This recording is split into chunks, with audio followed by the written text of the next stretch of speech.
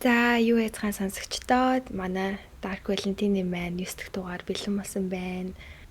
Тийм тэгээ манай подкаст чинь хилдгээрээ нэмэх 18 шүү. Тэгээд жоохон хүүхдүүд л үзэж болохгүй шүү. За ярих уу? За Сидней Лов 1993 оны 8 сарын 21-нд Небраска төрсэн.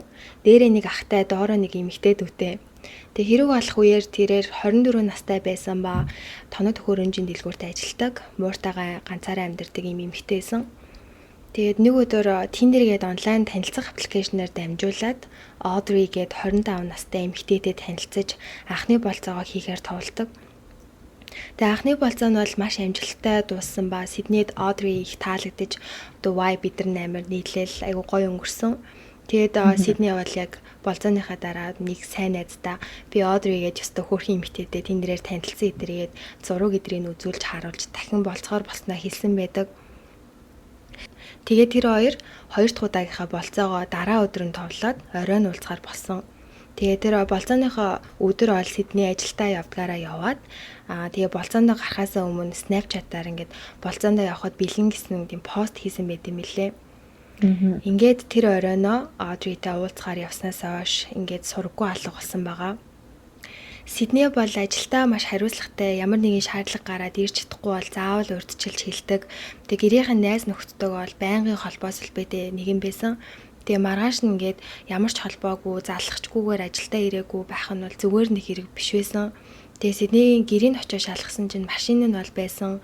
Тэгээ муур нь ерөөсөө ингээ хоолгүй утсан мэдээж хизээж муураа ингээ хоолгүй ийш тийшээ хоол ингээ яваад өгөхгүй тийм хүн биш гэдгийг мэдж байгаа болохоор ингээ түнд ямар нэг юм болчоо гэж ингээ бодцоож эхэлсэн байдаг. Ингээд Сидней гэрийн сурвалжилж эхэлж гэрийнхэн телевизүүдэд мэдээлэл хийж охиныг нь олоход туслаач гээд хүссэн.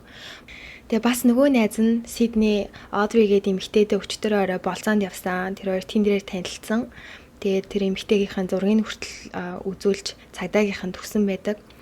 Тэгээд тэр найз нь аягүй сэргэлэн шууд өөрөө Tinder аккаунт нээгээд бүр ингээд хажууд шиг гүйлгсээр байгаа тэр Audrey гээд эмэгтэйгийнх нь аккаунтыг олоод мессеж бичлцээд уцсныхаа дугаарыг аваад тэг цагдаагийнх нь мэдээлэл өгсөн байт юм лээ. Яг энэ охин гээд. За тэгсэн чинь Audrey 25 таа гээд байгаа энэ эмэгтэйгийн жинхэнэ нэр нь болохоор Bailey Boswell гээд 23 настай эмэгтэйсэн. Бас тэрээр өөрөөсөө насны хоол зөрүүтэй 51 настай Aubrey Trail гэх найз залуутай. Тэгээ түүнтэй хаусны доод давхрыг түрээсэлж хамтран амьдардаг ийм хүн байсан бэлээ. Тэгээ Bailey гэх энэ эмэгтэй нь болохоор Iowa-д төрж өссөн 10 жилдээ амар атлетик, сакс тоглодог тийм алдартай охин байсан. Тэгээ 2012 онд 10 жилээ төгснөөс хойш болохоор жоохон болохгүй бүтггүй хүмүүстэй нийлээд архит амих, харт амих гэдэр хэрэгэлдэг болоод ер нь айгүйх өөрчлөгдөж буруу замаар орсон гэж ойр дотны тэр найз нөхөд нь хэлдэм билээ. Тэгээ 10 жилдээ бас нэг найз залуутай байсан. Тэгээ түүнээсээ нэг хүүхэдтэй болоо тэгээ удахгүй салцгаасан байдэм билээ нэг ийм охин. Харин түүний 51 настай найз залуу Aubrey талаар бол нэг тийм олон мэдээлэл юусаа олдоогүй. Тэгээ ямар ч гэсэн өмнө нь тийм хуурамч чек болоод хулгайн эргээд баригдаж 2 удаа шорон сууж байсан юм эрэхтэй байлээ. Ингээд цагдаагийнхан Сиднейгийн ажиллаж байсан дэлгүүрийнх нь камерыг шалгасан чинь тэр тоног хөрөмжийн дэлгүүр алуу голдог өдрөө тэрээр ингээд Сидней яг энгийн ажилдаа очтгоор оцсон ба түүнийг дөнгөж ажил руугаа орсны 4 минутын дараа нөгөө найз залуу Aubrey араас нь орсон байхгүй юу? Тэгээ хажуугаар нь зөрөгтөө ингээд Сиднейг амар ажиллаж исэн. Тэгээ дэлгүүрээс хөрөө, том байх, мөн бүтээлэг эдрэгээ тийм хідэн багаж итэр худалдаж аваад гарсан байдаг. Ингээд Bailey болоод найз залуугийн зургийг ерөөхдөө интернетээр битүү цацаж хайж эхэлжсэн. Тэгээ цагдаа дээр мэдүүлэг авах гэж дуудаж эхэлдэг. Тэгсэн тэр хоёр цагдаа дээр шууд ирэхгүйгээр машиндаа бичлэг хийгээд сошиал цацсан байдаг. Тэгсэн тэр бичлэг нь болохоор ингээд 9 минутын урт бичлэг. Тэгээ тэрэн дээрээ тэр хоёр бит хоёр энэ хэрэгтүүдэд ямар ч холбоогүй, буруугүй цагдаа нарын хэлж байгаа бүгд худлаа. Би Сиднейг очиж аваад машинаараа жаал зугаалж явсан. Тэгээд манай гэрт очиж юм хүн жоохон татсан. Тэгэхэд манай найз залуу Aubrey гэсэн байсан. Тэгээд Сиднейг өглөө ажилдаа гэхээр нь би гэрлэн хүргээд үгүй гэсэн чинь манай найз ах руу хүргээд үгээд тэгэхээр нь найзанд нь буулгасан. Тэгээ бид хоёр амралтын өдрөөр казино яваа гэж төлөвлөж исэн. Тэгээ буулгаснаас хойш бол ерөөсөө холбоо бариагүй. Тэгээ хөөрхөн амьтастай айгүй хөөрхөн ааштай охин байсан. зүг зүгээр олтоосаа аюулгүй байгаасаа гэж Бэйли бол хэлсэн. Харин Aubrey болохоор би зүгээр л тэр дэлгүүр рүү орж таарсан. Тэрнээс урьдаас төлөлөөгүй гэр бүлтний мөнөл илэрхийлээ. Охин нь зүгээр байгаасаа харин цагдаагийнханд хандаж хэлэхэд тонил цаашаа гэж видеоныхоо сүүлд ингээ хэлсэн юм видео интернетэд цацсан байдаг. Тэгээд хөөрхөн охин алга болоод 19 өдрийн дараа Небраскагийн Clay County-д нэгэн цагта машинаа барьж явж агаад хогны харууд ууднаас нь тийм гар цохууцсан байгааг хараад шалгаад тэг хүний эргэтэн байж таарсан. Ингээд 12 сарын 4 болоод 5-ны дотор ингээд хид хідэн өөр газруудад хогны харуудтай эд эргэтнүүд олцсон ба харамсалтай нь Сиднейг хөнөөгөөд 14 хэсэг болгоод энд тэнд хайчихснаас 13-ыг олсон ба 100 гар тэр чигтээ мөн зүрх нь бас олтоог байдаг. Тэгээ Сидней биен дээр хид хідэн шивэстэй байсан мэлээ яг түүгээр нь олж таньсан байдаг. Тэгээ Сиднейгийн утасны хамгийн сүүлд хаана байсан тэгээд хизээ унтарсныг шалгасан чинь тэр хоёрын гэрлүүн ороод 24 минутын дараа сүлжээ тасарсан. Гэрлүүн ороод бол яг удаагүй алуулсан байх гэж тооцоолт юм лээ. Үүнээс хойш Бэйли Aubrey хоёрыг бол хаана байгаа нь мэддэхгүй зогтчихдаг. Тэгсэн тэдний амьдардаг байсан байшингийнхан дээд давхрын эзэн нь эдний гэрээс бүр амар хүчтэй блэшний үнэр мөртөөд байна. Бүр тэсгийн аргагүй байна гэж цагдаад удсан байдаг. Тэгээ цагдаагийнхан шалах гад оцсон чинь гэрээ бүр тэр чигт нь блэчээр цэвэрлсэн байсан ба ханаа хүртэл ингээд цэвэрлсэн мэдэгддэг. Тэгээ бас AC-гээ ингээд тултал нь хамгийн хүүтэн дээр нь тавиад орхиод цугтаасан байдаг тэр хоёр. Тэгээ угаасаа юу цэвэрлсэн нь бол ойлгомжтой тодорхой байсан.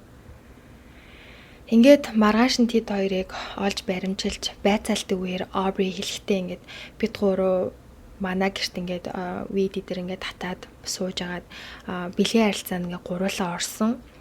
Тэгээ би Сиднейгийн хоолоо ингээд нэг юмар уяад тоглож исэн гэх юм уу тийж байгаа сансаргүй ингээд боогоод алчихсан. Тэгээ би энэ хэсэгчлэн угааж устгахаар шийдсэн гэдгийг хэлдэг. Тэгээ бас найз охин Бэйлигээ одоо тэрэнд одоо биеийн хэсэгчлэн хувааж одоо устгахад л тусланаас биш Сиднейгийн үхэлд юусоо буруугүй гэж хэлсэн ба. Тэг мэдүүлгээр ингээд янз янзаар өөрчилж хэлж байсан байдаг. Мэдүүлгээс нь дууртахад бол би та нарын итгэдэг бурханд итгэдэггүй биер бусын хүчтэй шулам би нэг бол одоо би цус сорогч гээл тэгснээ Сиднейд мөнгө хэрэгтэй байсан. Тэгээд миний хүснээр бэлгийн харилцаанд орох юм бол би $5,000 өгөө гэд хэлсэн чинь тгийгээд ингээд бэлгийн харилцаанд орсон. Тэгээ ер нь Сидней мэдсэрэж аюу дуртай айс идрэгэл одоо мэдрэл юмнууд ярьж өгдөө мөлий мэдүүлгээрээ. Тэгээд бас Бэйли Tinder-ийн аккаунтаар өмнө нь хэд хэдэн эмэгтэйтэй танилцаж уулзж исэн. Тэгээд 3 эмэгтэй нууцаар шүүхэд мэдүүлэг өгдөг тэдний шүүх болж байх хугацаанд тэгсэн тэр 3 хэлэхдээ ингээд Aubrey Bэйли 2 калттай гэж байгаа байхгүй юу. Тэгээд калт нь 18 гишүүнтэй бүгдээрээ эмэгтэйчүүд. Бэйли болохоор яг Tinder-ээрээ эмэгтэйчүүдэд танилцаад тэр калттай ярьсаар байгаад оруулдаг. Тэгээд тэр хоёрыг бол бүх эмэгтэйчүүд нь ааваа ээжээ гэж дууддаг. Тэд нэр бүгдээрээ нийлж бэлгийн харилцаанд ордог. Тэгээ бас хуучны эдлийн дэлгүүрлөө хулгай ихээр нөгөө охтуудаа явуулдаг. Бас дандаа ингээ хүн алах юм бол харын хүчтэй болно нэтэр гэж ярьдаг байсан байгаа байхгүй юу. Бас хүн алж тамалж байгаа бичлэгээ гэж интернетээр зарах хүсэлтэй байдаг энэ төр гэж янз юм ярьдаг байсан мөлий. Тэгээд манай калтын талаар одоо хүн амьтанд ярих юм бол чамааг болоод гэрийнхний чинь зүгээр хорихгүй гэдэг байсан гэд шүүхэд яг мэдүүлгээ өгөхдөө ерөөсөө яг хин гэдгээ нэрээ нууцалж царайгаа нууцалж мэдүүлэх өгсөн байт юм лээ. Тэгээ эдрийн өгсөн мэдүүлгийн талаар бол яг үнэхээр калттай байсан уу үнэн үү гэдг нь бол ерөөсөө баттай тодорхойгүй.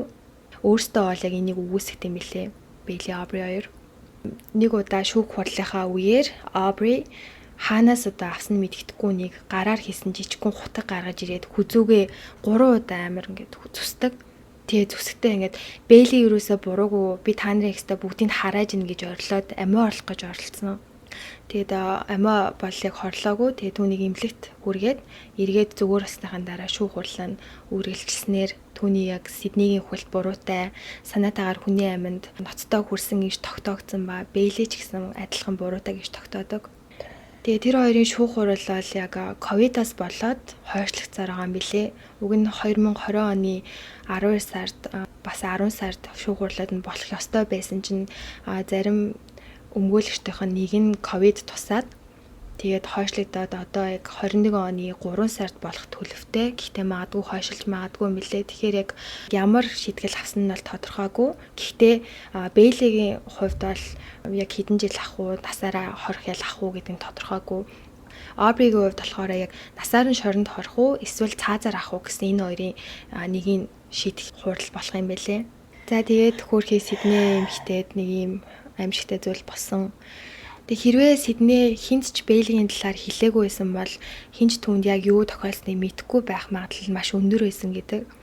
Тиймээс маш болгоомжтой байцгаараа шинэ хүнтэй танилцахдаа ялангуяа сошиал медиагаар танилцж байгаа тохиолдол яг цаана нь одоо хичнээн эмэгтэй хүнтэй танилцлаач гэсэн тэр тухайн эмэгтэй хүний цаана нь ямар ч бас мэдрэл нь байгаа юм. Бас тэр эмэгтэйчүүд хүртэл юу бодож төлөөлж ингэж хүнтэй танилцж байгаа бас мэдэхгүй шүү дээ хүнийг яг юу бодож байгааг.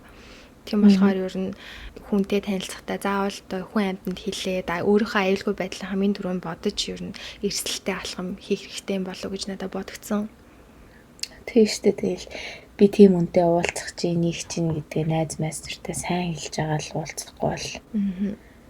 Тийж ярих юм бол баг энгийн үедээ такси максин суулаа гэхэд баг нэг тийм дугаартай таксин суулаа идрээ хүртэл гэр орныхондоо ч юм найз нөхдөд хэлсэн байхад илүүдэхгүй те. Ямар ч үед хаана байгаа юу хийж байгаагаа. Тэгээ нэг ийм зүйл болсон байна. За тэгээд энэ удаагийнхаа хэрэг маань иймэрхүү байна. Тэг маргаашийн дугаараараа уулзцгаая. За баяр таа.